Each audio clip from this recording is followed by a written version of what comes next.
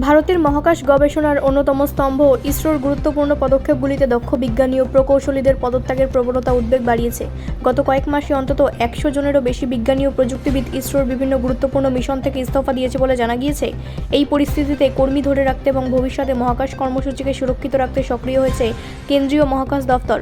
সূত্রের খবর, সাম্প্রতিক সময়ে পদত্যাগকারী অধিকাংশই তরুণ বিজ্ঞানী ও প্রকৌশলী, যারা Chandrayaan, Gaganyaan, Aditya L1 navigation, satellite এবং উৎক্ষেপণযান সংক্রান্ত গুরুত্বপূর্ণ প্রকল্পে যুক্ত ছিলেন।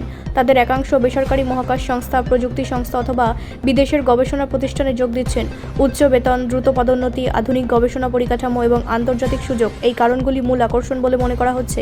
বিশেষজ্ঞদের মতে, ভারতের মহাকাশ খাতে বেসরকারি বিনিয়োগ এবং স্টার্টআপের সংখ্যা দ্রুত বাড়ছে। এর ফলে দক্ষ মানব সম্পদেরও চাহিদা বেড়েছে। ইসরো দীর্ঘদিন ধরে দেশের সেরা প্রযুক্তিবিদদের আকৃষ্ট করলেও বর্তমানে বেসরকারি সংস্থাগুলির বেতন কাঠামো এবং কর্মপরিবেশ অনেক ক্ষেত্রেই বেশি প্রতিযোগিতামূলক হয়ে উঠেছে। এই পরিস্থিতি মোকাবিলায় মহাকাশ দপ্তর একাধিক পদক্ষেপের কথা ভাবছে।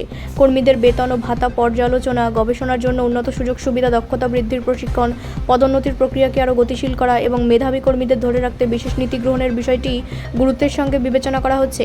পাশাপাশি গুরুত্বপূর্ণ প্রকল্পগুলিতে মানব সম্পদ পরিকল্পনা আরও শক্তিশালী করার উদ্যোগ নেওয়া হচ্ছে। তবে ইসরোর প্রাক্তন বিজ্ঞানীদের একাংশের মতে, শুধুমাত্র আর্থিক সুবিধা বাড়ালেই সমস্যার সমাধান হবে না। গবেষণায় স্বাধীনতা, আধুনিক প্রযুক্তির ব্যবহার, আন্তর্জাতিক সহযোগিতা এবং দীর্ঘমেয়াদী কেরিয়ার পরিকল্পনার সুযোগও সমান গুরুত্বপূর্ণ। ভারত আগামী কয়েক বছরে গগনযান, মানব মহাকাশ অভিযান, চন্দ্রযান 4, শুক্র গ্রহ অভিযান, নতুন প্রজন্মের উৎক্ষেপণযান এবং মহাকাশ স্টেশন নির্মাণের মতো একাধিক উচ্চাভিলাষী প্রকল্প বাস্তবায়নের পথে এগোচ্ছে। এই সময় অভিজ্ঞ বিজ্ঞানীদের ধারাবাহিকভাবে হারানো ভবিষ্যতের মিশনগুলির গতি ও কার্যকারিতার উপর প্রভাব ফেলতে পারে বলে মনে করছেন মহাকাশ বিশেষজ্ঞরা। ভারতের মহাকাশ কর্মসূচি বিশ্বমঞ্চে নতুন উচ্চতায় পৌঁছেছে। সেই সাফল্যের ধারাবাহিকতা বজায় রাখতে শুধু উন্নত প্রযুক্তিই নয়, দক্ষ মানব সম্পদকে ধরে রাখাও এখন সমান গুরুত্বপূর্ণ চ্যালেঞ্জ।